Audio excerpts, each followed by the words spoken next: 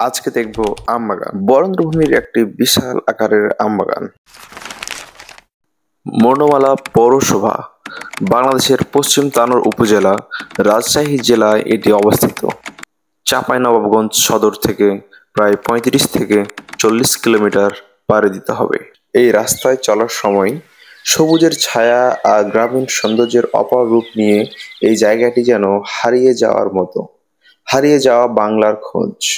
পুরো রাস্তা অতিক্রম করার পরে অবশেষে বাগানে প্রবেশ করার পর কৃষকের মুখে হাসি এবং চোখে পড়ল তাদের সুখী জীবন।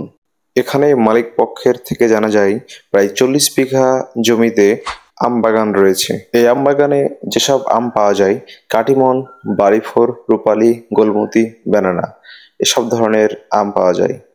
বাগানের মালিক পক্ষের এক চাচার থেকে সেটি শুনে নেওয়া যাক। কাটিমন আছে, জি, বাড়িফোর আছে, রূপালী আছে, গোলমতি আছে, ব্যানানা আছে।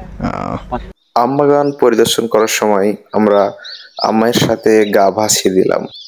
যেহেতু বাংলাদেশে আমকে বলা হয় ফলের রাজা, আম বাগান শুধু ফলের উৎস নয়, এটি বাংলাদেশের সংস্কৃতি, অর্থনীতি ও প্রকৃতির এক গুরুত্বপূর্ণ অংশ। মে থেকে জুন মাসে আম গাছে প্রায় পাকা আম ঝুলে থাকে, যা চোখে অনেক সুন্দর লাগে।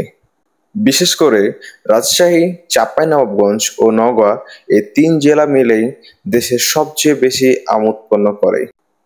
ঠিক এই জন্যই চাঁপাইনবাবগঞ্জকে আমের রাজধানী বলা হয়।